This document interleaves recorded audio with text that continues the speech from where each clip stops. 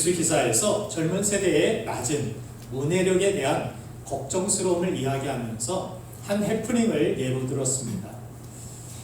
한 웹툰 작가의 사인회가 예정되었던 카페 측에서 시스템 오류가 발생한 일로 인하여 예약 과정 중에 불편을 끼쳐드린 점 심심한 사과 말씀드립니다라는 사과문을 올렸습니다. 그런데 그 글에 비난하는 댓글이 쇄도한 것입니다. 비난의 댓글의 내용은 이런 내용이었습니다. 사과하려면 진심으로 제대로 하세요. 사과하려면 사과하면서 심심하다니 장난합니까? 심심한 사과? 난 하나도 안 심심해. 나 바쁜 사람이야. 심심한 사과 때문에 더 화나는데 꼭 심심함이라는 말을 해야 했나요? 라는 이와 같은 비난이었습니다. 사과문의 심심함의 의미는 마음의 표현 정도가 매우 깊고 간절하다라는 그러한 의미인데, 하는 일이 없어서 지루하고 재미가 없다라는 의미의 우리말 심심하다라는 말로 잘못 이해가 되어서 벌어진 해프닝이었습니다. 이뿐만이 아니라 오늘이라는 의미의 금일을 금요일로 잘못 알아서 실수를 하거나 또 고지식하다라는 말을 높은 수준의 지식이 있다라는 말로 이해를 해서 이 부러워하는 등의 해프닝이 있었다고 합니다. 또 모의 수능에 단골로 등장하는 작가 중에 최승호 시인이라는 분이 있는데 국어나 아마존 수족관, 대설주의와 같은 시들이 시험에 단골로 출제되는 것으로 이분이 유명합니다. 그런데 최승호 시인이 한 인터뷰에서 이런 이야기를 했습니다. 내 시가 나온 대입시험 문제를 내 스스로 풀어보았는데 작가인 내가 다 틀렸다면서 작가의 의도를 묻는 문제를 진짜 작가가 모른다면 누가 아는 건지 참 미스테리한 일이다라고 쓴소리를 했습니다. 여러분들, 시를 쓴 작가가 자신의 시가 담고 있는 의미와 의도를 가장 잘 알 것 아닙니까? 그런데 작가가 아닌 다른 사람들이 자기 마음대로 시의 목적과 의도를 단정 지어버리고 그것을 정답으로 규정해버리니까 얼마나 황당하고 우스운 이야기이겠습니까? 그런데 이 문해력 저하가 빚어내는 이 문제는 우리 신앙의 영역에서도 닮은 꼴로 일어나고 있습니다. 우리를 향한 하나님의 뜻과 목적은 분명히 하나님이 가장 정확히 잘 아시는데, 우리가 그 목적과 의도를 오해하고 또 왜곡하면서 내 마음대로 절망하고 낙심하고 하나님을 의심하고 원망할 때가 많이 있습니다. 예레미야 29장 11절 말씀을 보면 고난 중에 우리를 향한 하나님의 생각이 어떠한 것인지를 분명히 말씀하셨습니다. 예레미야 29장 11절 같이 읽겠습니다. 시작. 여호와의 말씀이라 너희를 향한 나의 생각을 내가 아니 평안이고 주연이 아니라 너희에게 미래와 희망을 주는 것이라. 아멘. 하나님이 우리에게 주시는 고난이나 책망과 심판의 목적은 우리를 버리고 파멸시키는 데 있지 않습니다. 하나님께서 우리에게 심판을 미리 예측하고 또 우리에게 예견할 수 있도록 말씀하신 이유는 우리가 다 심판받게 된다, 멸망되어라는 목적이 아니라 심판받기 전에 살라는 것, 하나님의 은혜로 구원으로 우리를 초대하시기 위한 메시지이지 이 세상을 멸하시려는 그런 하나님의 모습이 아니라는 사실을 우리는 성경을 통해 알아야 합니다. 창조의 순간부터 지금까지 변하지 않으시는 하나님의 마음은 언제나 우리의 회복이 우선이시며 생명과 영광을 우리에게 주시는 것이 하나님의 마음입니다. 그러나 믿음 없고 미성숙한 우리의 영적인 문해력으로 인해서 고난의 사건에 담긴 하나님의 의도를 우리는 오해할 때가 많이 있습니다.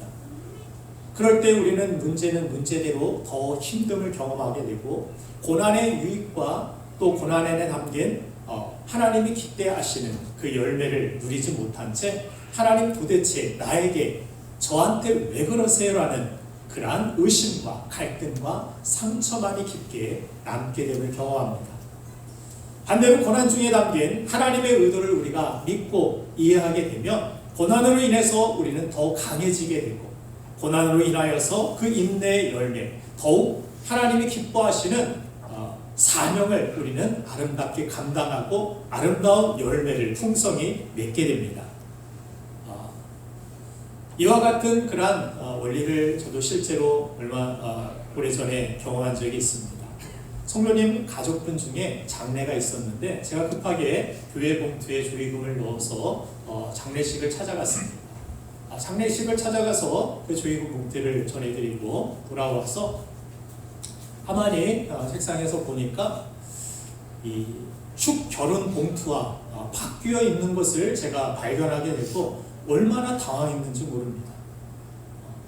장례식장에 가서 축 결혼, 거기에서 무슨 축하를 합니까? 다들 슬퍼하고 있고 다들 안타까워하고 있는데 축하한다라는 그런 메시지에 이 봉투를 전해드렸으니 얼마나 난감했겠습니까?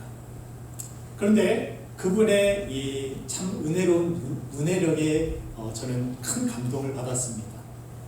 제가 그런 이 안타까움을 전해드렸더니 신랑 되신 예수님께서 신부로 천국에 맞이하여 주셨으니 참 감사하다라고 그렇게 하시는데 상처가 될 수 있는 일이었고 분노할 수 있는 그런 상황을 저의 분명한 의도를 아시고 또 이해해 주시고 오해가 아니라 그렇게 은혜롭게 이해해 주시니 얼마나 제가 은혜가 되었는지 모릅니다. 저는 금일 여러분 모두가 원치 않는 실패와 가난과 질병과 그리고 끝이 보이지 않는 진로 문제나 물질 문제나 관계의 문제나 자녀 문제와 같은 고난에 대하여서 여러분들 고지식한 문해력으로 인해서 낙심하거나 분노하고 있다라면 이 시간 주시는 하나님의 말씀을 통해서 나를 향한 하나님의 심심한 사랑을 여러분들 깊이 깨달으시고 고난이 더 이상 상처가 아닌 위입으로 변화되는 하나님의 놀라운 은혜가 있기를 간절히 소망합니다. 오늘 성경 본문에 보면은 육신의 장애로 인하여서 무엇을 먹을까 무엇을 입을까 늘 염려하며 삶의 현실에 눌려서 어떤 기적도 꿈도 사치로 여기며 예배자로서의 삶마저도 포기한 채 아무런 기쁨도 소망도 없이 하루하루 살고 있는 한 사람의 모습을 우리가 발견하게 됩니다. 오늘 본 말씀 사도행전 3장 2절 말씀을 우리 한번 같이 읽어보겠습니다. 시작. 하면서 걷게 된 일을 사람들이 배우니 이는 성전에 들어간 사람들에게 구걸하기 위하여 날마다 위문이라는 성전문에 두는 자라. 나면서부터 못 걷게 된 그러한 육신의 장애를 가지고 살았던 것입니다. 특별히 여기에 나오는 이 미문이란 문이 나오는데 미문은 금과 은을 입혀놓은 23m 높이 정도의 말 그대로 아름다운 문, 이것이 미문입니다.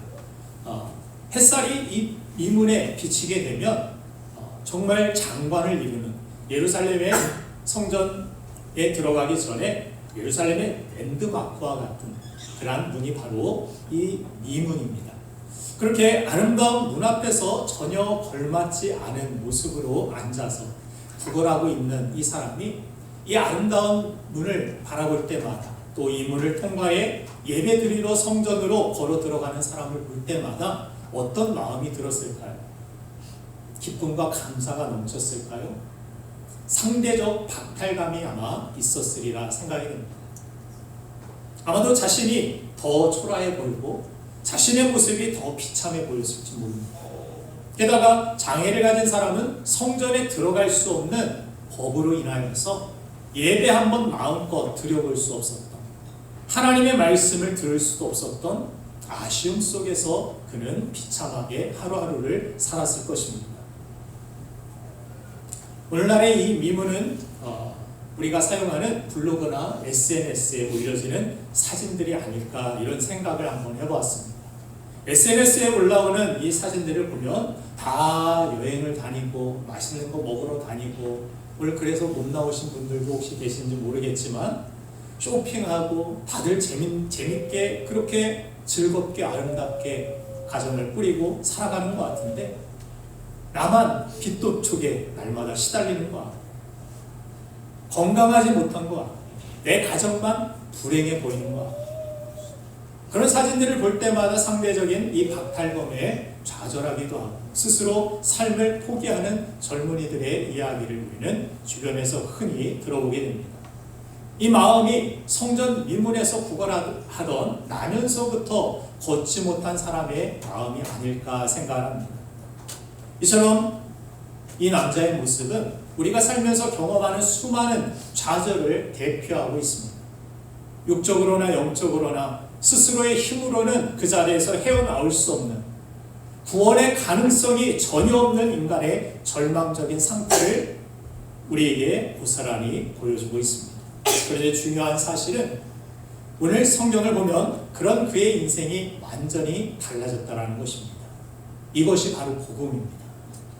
현재 고난이 있어도 고난보다 더 큰 하나님의 은혜가 있기 때문에 포기하지 말라는 것, 이것이 복음입니다.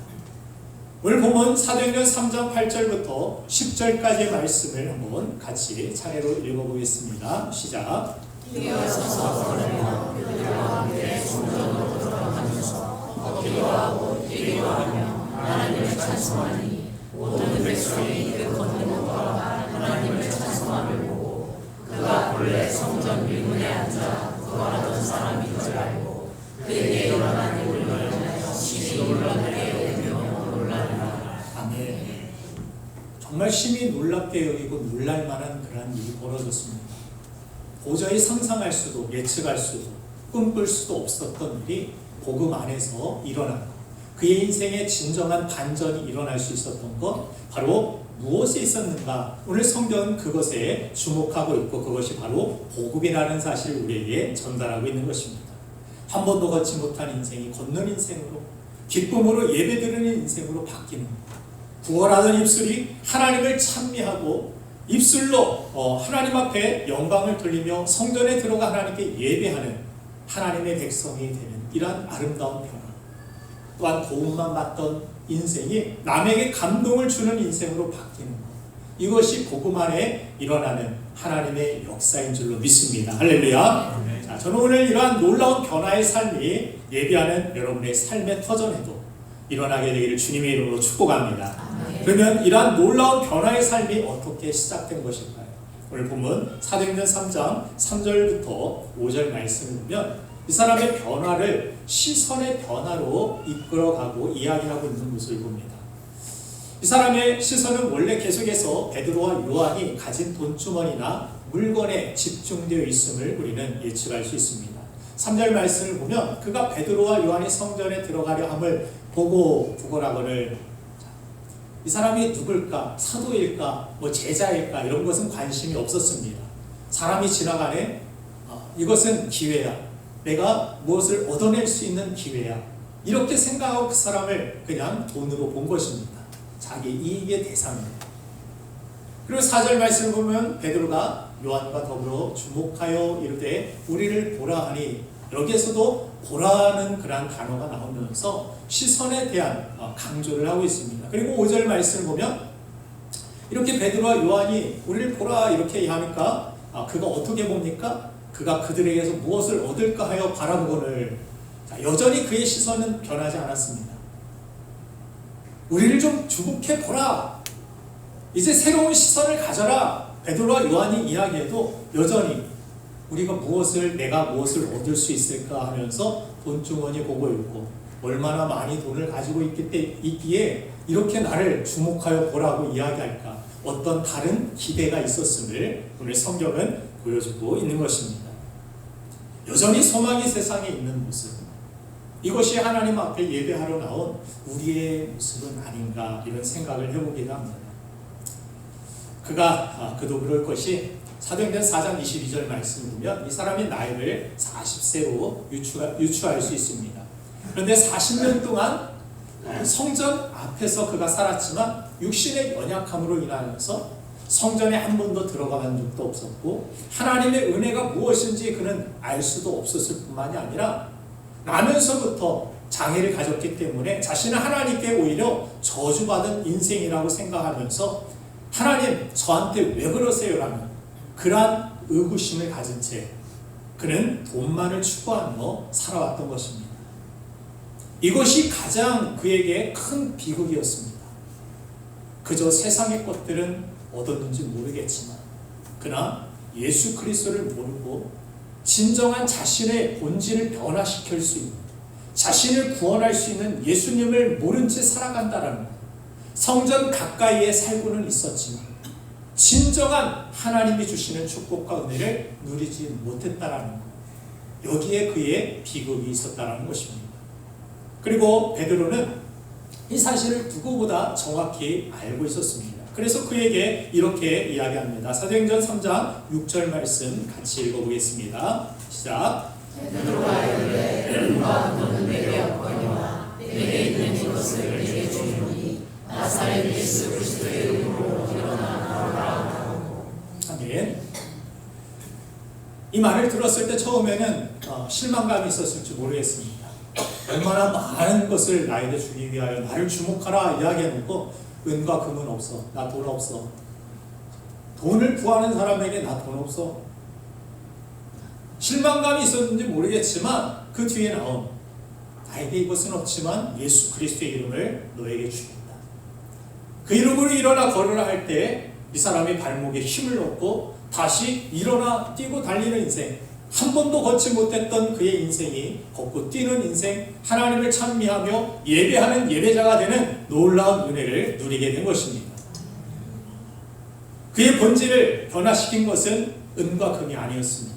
나사렛 예수 그리스도의 이름의 권세였음을 오늘 성경은 분명히 이야기합니다. 오늘날도 많은 사람들이 더 많은 금을 얻기 위하여 성전 미문을 찾습니다. 그러나 성전 미문에서 은과 금을 얻어가는 것보다 더 중요한 것은 성전 안에 계신 예수 그리스도를 만나는 것입니다. 우리 신앙의 목적이 미문에 있어서는 안 됩니다. 성전에 계신 예수 그리스도를 만나 예수 그리스도의 은혜를 힘입는데 여러분들이 예배의 목적이, 여러분들이 교회에 찾아오는 목적이 있기를 간절히 소망합니다. 저는 이것이 우리 교회가 존재하는 이유가 되고 또 우리가 해야 할 사명이라고 믿습니다. 우리도 걷지 못한 이 남자처럼 그저 세상이 전부인 것처럼 생존만을 위해서 우리가 살아왔고 또 부활이요 생명이신 예수 그리스도를 우리가 몰랐더라면 절대 하나님의 백성이 될 수 없었던 의심 많은 죄인들이었습니다. 그런데 기적처럼 이 은혜가 값없이 나에게 주어졌습니다. 마치 베드로와 요한이 우연찮게 그 길을 지나가면서 이 사람을 발견하게 되고 예수의 이름을 전해주게 되고 그가 한 번도 들을 수 없었던 예수 그리스도의 이름을 전해 듣게 되고 그 이름으로 말미암아 놀라운 하나님의 은혜와 기적을 경험할 수 있었던 것처럼 우리도 누군가의 도움과 누군가가 전해준 예수 그리스도의 이름을 듣고 하나님의 자녀가 되고 놀라운 하나님의 구원의 은총을 입게 된 것입니다. 그리고 이 이름을 믿어 우리가 구원이라는 선물을 받았다면 이제 우리도 누군가에게 값없이 그 은혜를 베푸는 사람이 되어야 합니다. 물질적인 도움으로 성전 미문에 데려다주고 누군가에게 물질적으로 도움을 줄 수 있는 것도 좋지만 성전 안으로 우리가 들어가 예수 그리스도를 그들이 만나고 그들도 하나님을 함께 찬미하고 예배할 수 있는 예배자가 될 수 있도록 예수 그리스도의 이름을 전해주고 그들의 영혼에 발목에 힘을 얻고 걷고 뛰게 만드는 것이 이웃을 진정으로 사랑하는 일임을 우리는 깨달아야 하는 것입니다.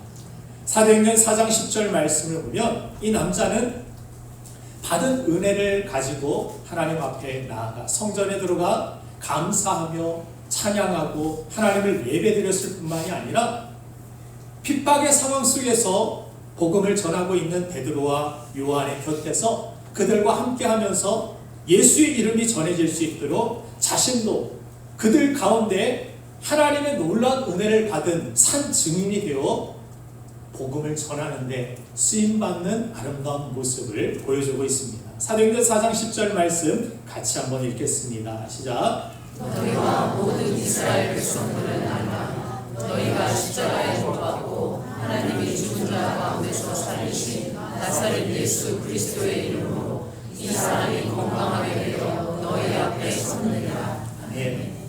다음 장 사도행전 4장에서도 계속해서 이 사람의 이야기를 간증을 통하여서 사람들에게 복음을 베드로와 요한이 전하고 있는 모습을 봅니다. 이 사람이 건강하게 되어 너희 앞에 선 이유가 바로 예수 그리스도의 이름 때문이었다. 우리가 믿어야 되는 분, 그분은 바로 예수님이시다. 이 복음을 전하는데 이의 인생이 산 증인이 되어서 이 사람이라고 가르치고 있습니다.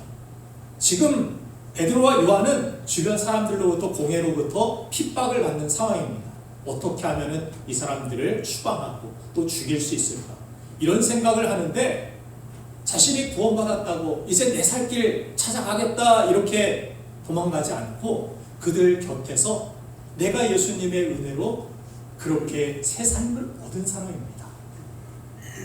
예수의 이름으로 말하지 않을 수 없습니다라고 베드로와 요한이 이 사람과 함께하며 담대히 복음을 전하는 데 아름답게 쓰임받는 인생이 되었음을 오늘 성경은 보여주고 있는 것입니다.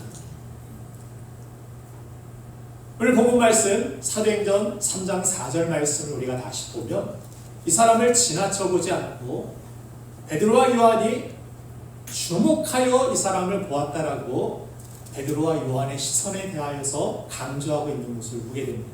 이 시선이 바로 구원받은 하나님의 사람들, 예수님의 제자들이 가져야 할 참된 시선임을 오늘 성경은 우리에게 보여주고 있습니다.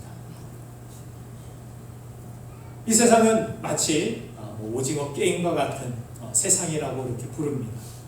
오징어 게임 2탄도 나오고 3탄도 나올 것이라 이야기하는데 그 이야기를 보면 그렇죠. 세상이 그냥 사람을 짓밟고 올라가서 내 성공, 내가 1등할 수 있다면, 나만 살아남을 수 있다면 다른 사람 죽든 말든 상관하지 않아. 오히려 죽여서라도 해쳐서라도 내가 올라가고 싶은 그 자리에 올라가기 위하여 사람들을 짓밟는 모습, 이것이 바로 세상이 돌아가고 있는 현실이라는 것입니다. 그것이 세상 사람들의 시선이라면 이제 예수의 이름에 그 생명을 전해주고 걷고 뛰는 그리스도인의 시선을 가지고 살아가는 그 은혜가 오징어 게임과 같은 이 세상 속에 살아가는 참된 크리스찬들이 가져야 될 시선이고 삶이라는 것을 우리 성경은 우리에게 보여주고 있는 것입니다. 구원받은 그 은혜 찬송하고 하나님 앞에 이 주일마다 나와서 예배하는 거 좋다. 그런데 우리가 가져야 될 시선입니다. 그것이 바로 오늘 베드로와 요한이 가졌던 스스로 일어날 수 없는, 스스로 구원받을 수 없는, 예수의 이름을 전해주는 사람이 없이는 들을 수 없는 그들을 위하여서 복음을 전해주고 예수의 이름을 전해줄 수 있는 그것이 바로 우리 교회와 우리 성도들의 사명이라고 말씀하여 주시는 것입니다. 사랑하는 여러분들, 예수 그리스도의 이름은 천국 갈 때만 필요한 것이 아닙니다. 예수 그리스도의 이름은 나면서 걷지 못한 사람의 인생을 완전히 바꿔놓은 것처럼 예수 그리스도의 이름은 한 사람의 인생을 완전히 변화시켜 줄 수 있을 뿐만이 아니라 우리의 가정과 또 이 악한 세상을 완전히 바꿔놓을 수 있는 하나님의 능력이 됨을 믿으시기 바랍니다.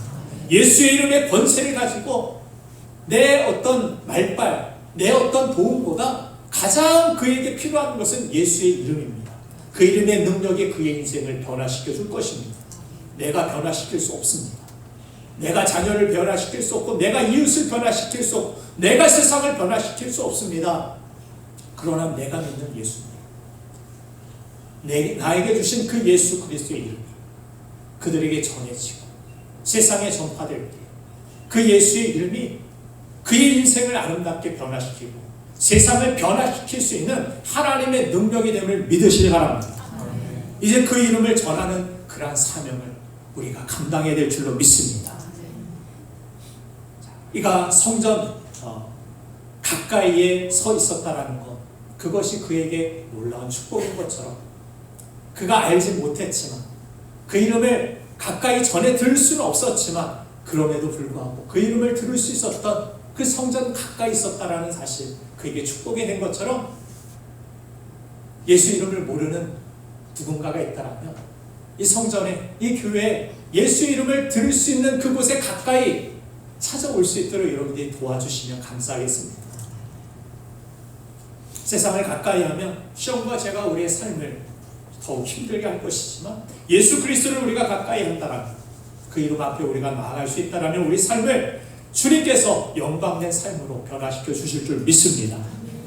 죄의 저주 아래서 우리도 미래가 없었고 소망이 없었고 그런 우리의 삶을 십자가에서 우리의 죄를 위하여서 주님이 주시고 우리를 깨끗이 보혈로 씻어주시고 하나님을 찬미하는 인생으로 변화시켜 주시고 그 예수 그리스도의 그 거룩한 이름을 우리에게 주셨습니다. 그리고 우리가 이 세상에 구원받았음에서 만족하지 말고 그 이름을 선포하고 전하며 그의 이름의 영광을 위하여 살아라고 우리 성경은 우리에게 도전하고 있는 줄로 믿습니다. 우리의 인생 가운데 고난은 끝이 없습니다.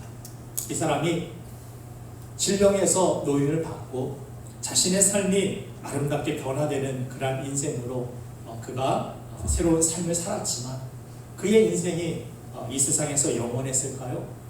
영원했다라면 지금도 여러분들은 그 사람을 만날 수 있고 그 사람의 이야기를 직접 전해 들을 수 있을 것입니다. 그러나 그는 이 세상에서 다른 고난으로 인하여서 또 다른 죽음을 맞이했을 것이고 또 다른 인생의 어떤 실패와 어려움을 맞이했을 것입니다.